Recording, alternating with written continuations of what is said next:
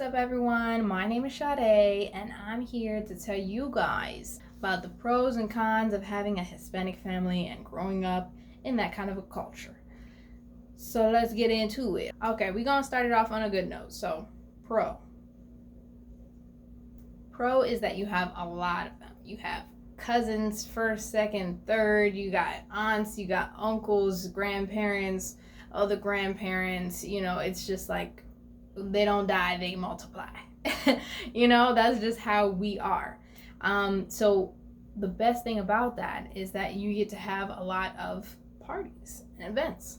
You get to go to birthday parties, quinceañeras, weddings, baby showers, come on, just church events, everything. You just have so many parties. I mean, every weekend. It's a good thing, but it can also be a tiring thing because there might be a weekend you just want to relax, just take the day off, just have one Saturday where you don't have to get dressed because you don't have to see nobody. Nope, we're going to grandma's house, we're going to Titi's house because we're having a party, because somebody's pregnant, because somebody's getting married, because somebody just has to be having a party, because we don't want to be alone.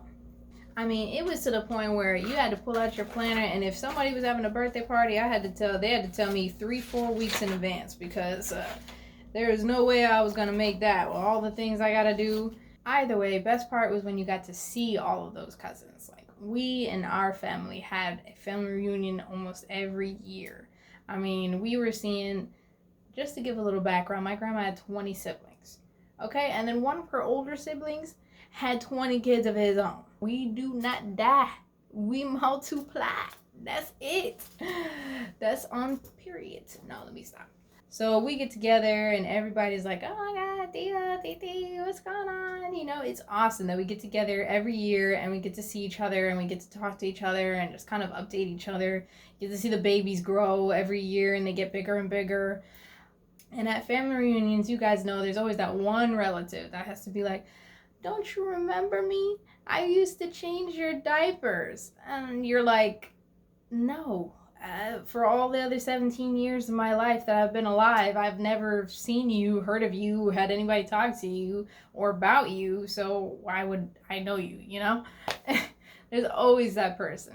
No, without fail. My first time really meeting you. How much do you remember at 18 months old? Come on now. Okay, so we got the pro out of the way. Con. A con is that there is a lot of them, and they never give you a weekend off. I mean, like, I was serious about having to schedule 3 weeks in advance because there was always something going on. And if there was nothing really going on, we still had to go to grandma's house just because we weren't supposed to be at our house. I love them so much, but they can be very opinionated sometimes.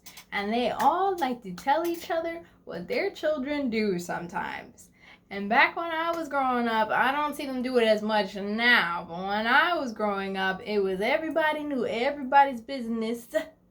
And everybody wanted to talk to you about what you were or weren't doing. And it was like, why do you want to know? Why do you want to know? But yeah, I love them, but sometimes they can be very opinionated. My grandma, she used to make us food because she's, that traditional housewife kind of always cooking. So she used to make us food, and then she'd see that I really wouldn't like it. I kind of didn't like it. And she'd come over to me and she'd be like, mira, come, porque tú tan flaca. Y no es bella. And she's pretty much saying it's not too cute to be that skinny.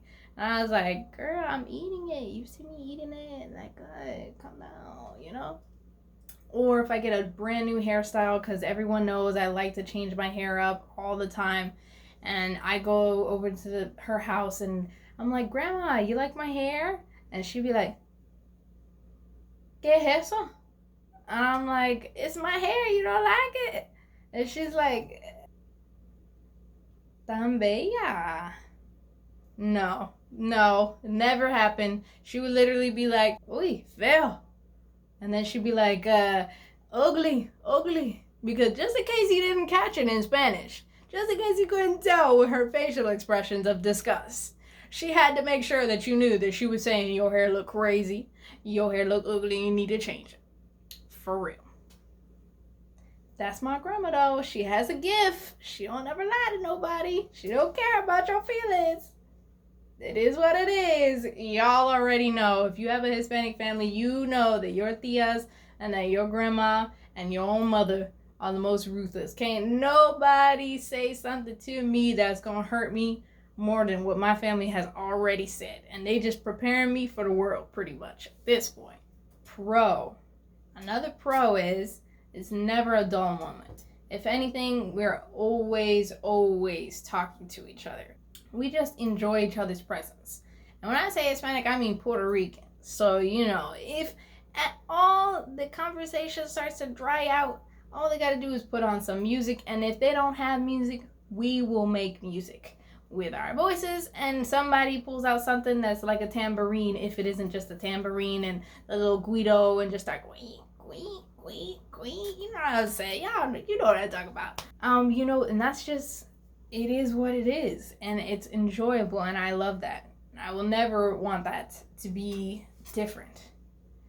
But with that, there is a con, because when you are not in the mood to be hitting the guido, when you are not in the mood for the tambourine, when you are not in the mood for any of the entertainment and the fun and the laughing, it's never a dull moment, because these people never stop talking.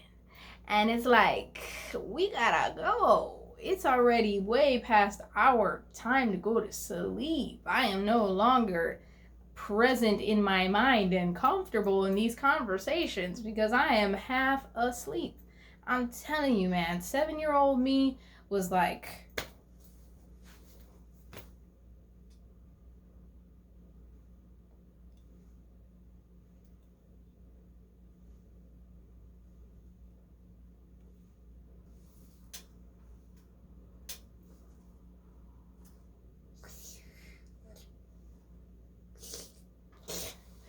what?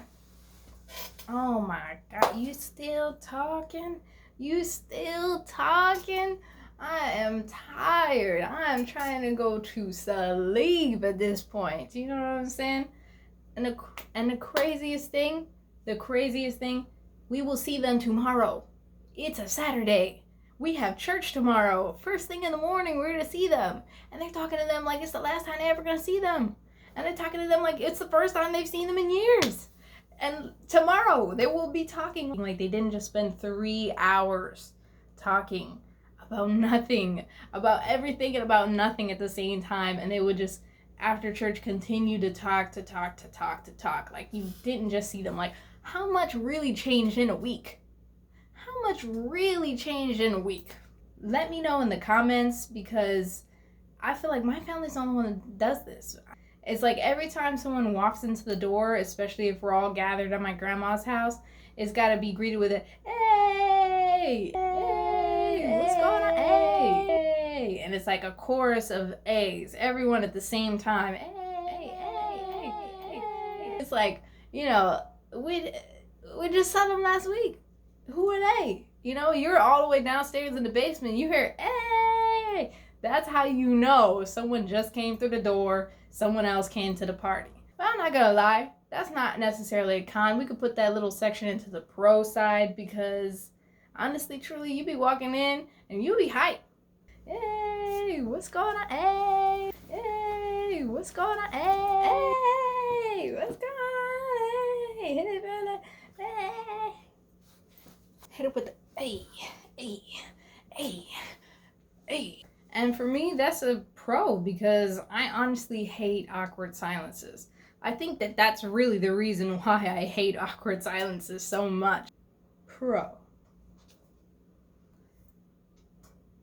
Another pro is you have a place to stay when you're traveling, right?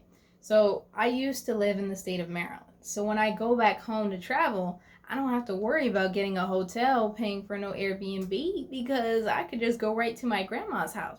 But yeah, when you're traveling, I got family in Maryland, I got family in Massachusetts, I got family in New Jersey, I have family in California now. I have some family in Chicago, a little sprinkle in Puerto Rico. But yeah, staying with family is honestly the best because not only are you getting to stay there, not only are you being there for the free, but it's like the best bed and breakfast ever because you got that old school grandma's cooking. My grandma, man, she is the best cook ever. Debate me on it. I don't care. Put it in the comments if you think your grandma's better. She's probably not. So my grandma, you know, she's always up early. So she'll get us up when we're staying over there, and she'll just be coming into the room and she'll knock on the door and be like, cha-cha-da. Cha-cha-da's me. And I'll be like, yeah. ¿Quieres harina? And I'm like, yeah, please, thank you. Okay. Close the door. Cutest grandma ever. So I'm gonna end this on a high note, with the last one being a pro. Because family is everything, guys. They are, you know, what you were born with. You can't really choose who your family is. You can make friends and they can become like family, or you can just, you know, have a really awesome, great family. Sometimes the family that God gave you are just perfectly imperfect the way that they are. And I'm very blessed to have been raised around them and with them. I love them so much. I miss them so much. Well, thanks for watching. I hope it brought a smile to your face. If you liked it, press the like button. If you want to see more content like this, press the subscribe button. Either way, I'm still gonna be here telling my stories. So, you know, it'd be cool if you came along. If you wanted to be a part of it, you want to hang out with me, you know, we can hang out. So hit that subscribe button for more content like this, where I'm going to be telling stories or giving advice or even just giving regular encouragement, because I feel like in a time like this, we definitely need it. Thank you for watching again, and have a good one. Ok.Shaday! Ok.Shaday! It's gonna stay.